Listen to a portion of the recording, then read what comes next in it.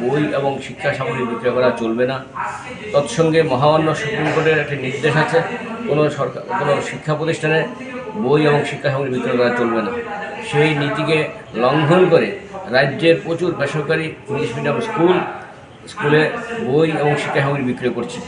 এতে একদিকে যেমন সেই সমাজ ক্ষতিগ্রস্ত হচ্ছে, তার চাইতে বড় বিষয় হলো কেন্দ্রীয় শিক্ষানীতি অনুযায়ী ছাত্রছাত্রীদেরকে শিক্ষার বোঝা কমানো, অর্থাৎ বইয়ের বোঝা কমানোর জন্য বলা আছে। কিন্তু ব্যবসায়ী প্রতিষ্ঠানকে প্রাধান্য দিতে গিয়ে শিক্ষার পরিবর্তে সেই স্কুলগুলো যেখানে 5, 7, 10টা বই রাখলে চলে, সেখানে 20, 25, 30টা পর্যন্ত বই রাখা হচ্ছে। এটা আপনারা সবাই জানি। তৎসঙ্গে যে বই বাজারে কম দামে পাওয়া যায়, ভালো গুণগত মানে ভালো, দামের দিক থেকে কম, সেই বইকে পাঠ্যসূচি অন্তর্ভুক্ত না করে শুধুমাত্র মুনাফার দিকে দৃষ্টি রেখে অনেক অধিক দামে বইগুলোকে পাঠ্যসূচি অন্তর্ভুক্ত করা হচ্ছে। এর ফলে শিক্ষক সমাজের গার্জিয়ানরা একটা আর্থিকভাবে চাপে আছেন। তৎসঙ্গে ত্রিপুরার যতগুলো বেসরকারি স্কুলে বই কেনা হচ্ছে তার অধিকাংশই উত্তরপ্রদেশ, বিহার, দিল্লি, বিভিন্ন প্রদেশ থেকে ডাইরেক্ট প্রকাশকের মাধ্যমে স্কুলগুলি বই আনছে। এতে রাজ্যের যে টাকাগুলো রাজ্যে যে ঘুরপাক খেত, সেটা বাধাপ্রাপ্ত হচ্ছে, অর্থাৎ রাজ্যের আর্থসামাজিক উন্নয়নে বাধাপ্রাপ্ত হচ্ছে। প্রায় 1 থেকে 200 কোটি টাকার উপরে সেটা টার্নওভার হয়। এই 200 কোটি টাকা ডাইরেক্ট বহিরাজ্যে চলে যাচ্ছে। সেটা রাজ্যের ব্যবসায়ীদের মাধ্যমে হতো, রাজ্যের আর্থসামাজিক উন্নয়নে একটি সহায়ক হতো। তার যতগুলো বেসরকারি স্কুল আছে ইংলিশ মিডিয়াম, তারা স্কুলে বই বিক্রি করছেন, এবং যেখানে আমাদের শিক্ষানীতি অনুযায়ী বলা আছে বইয়ের সংখ্যা লাঘব করার জন্য, সেটা না করে ব্যবসায়ী তাগিদে 7টা 8টার জায়গাতে 20টা 25টা বই পাঠ্য করেছেন। আপনারা দেখবেন যে কোনো স্কুলে গিয়ে আপনারা তদন্ত করুন, বাস্তবে মিল পাবেন।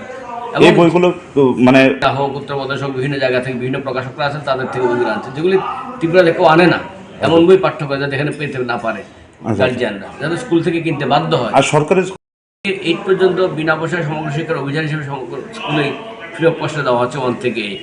এটা কারা সাপ্লাই করছে? এটা ত্রিপুরা সরকার। আপনাদের মাধ্যমে হচ্ছে না, এটা ডাইরেক্ট ত্রিপুরা সরকার অনেক আগে থেকে চলছে, সেটা চলে যাচ্ছে। সেটা নিয়ে আমাদের কোনো বিনা পয়সায় দেওয়া হচ্ছে, এটা নিয়ে আমাদের কোনো ইয়ে নেই।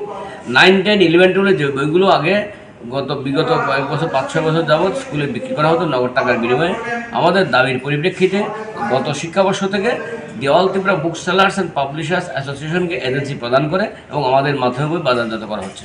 এবং আমরা 3 থেকে 5 দিনের মধ্যে সারা রাজ্যে বইকে বাজারজাত করতে পেরেছি।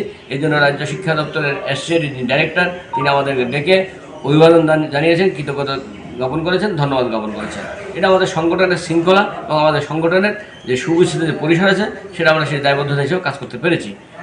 কিন্তু আরেকটা বিদ্যাজ্যোতি স্কুল আছে, আর অসংখ্য বেসরকারি স্কুল আছে ইংলিশ মিডিয়াম।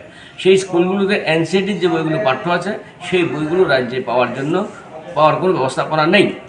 3টি এজেন্সি ছিল, 2টি এজেন্সি বাতিল বলে ঘোষণা হয়েছে, আরেকটি এজেন্সি এর মধ্যে ওরা ছেড়ে দেবেন তাদের আভ্যন্তরীণ নিজেদের কারণে। বয়স হয়ে গেছে পারছেন না। ফলে আগামী শিক্ষাবর্ষে, এবার তো ক্রাইসিস হয়েছে এনসিইআরটি বইগুলো পাওয়া, আগামী শিক্ষাবর্ষে আরও বেশি ক্রাইসিস হবে। এই ক্রাইসিসটা না হয় সেজন্য আমরা the all Tripura book sellers and publisher association আমরা চাইছি সেই বইগুলির এজেন্সি আনতে, এবং রাজ্য সরকার এজেন্সি পাওয়ার জন্য যেন আমাদেরকে যথেষ্ট সহযোগিতা করেন। মাননীয় শিক্ষা দপ্তর তথা মাননীয় মুখ্যমন্ত্রী ডক্টর অধ্যাপক মানিক শাহ মহোদয় দৃষ্টি আকর্ষণ করছি আপনাদের মাধ্যমে। আমাদের সুনামুড়া বিভাগীয় যে সম্মেলন, সেই সম্মেলনের ব্যর্থতা আমি মনে করব। তো আমি আরেকটি বিষয়, আমার আগের যে বক্তা বলে গেছেন ওনার সাথে আমি একমত, যে আমাদের একজন 105 জন যদি সদস্য থাকে, তাহলে তাদের সকলকে আজকে এই সম্মেলনের পক্ষ থেকে আমি অনেক অনেক শ্রদ্ধা এবং শুভেচ্ছা। এই রাজনৈতিক সম্মেলনে আজকে সভাপতি মহাশয় এবং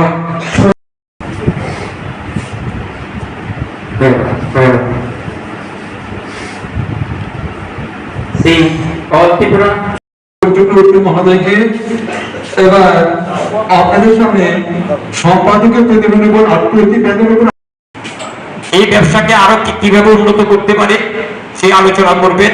এই আহ্বান জানিয়ে আমার সংক্ষিপ্ত আলোচনা শেষ করছি। নমস্কার। এই ব্যবসাকে আরো কিভাবে উন্নত করতে পারে সেই আলোচনা করবেন। এই আহ্বান জানিয়ে আমার সংক্ষিপ্ত আলোচনা শেষ করছি। নমস্কার।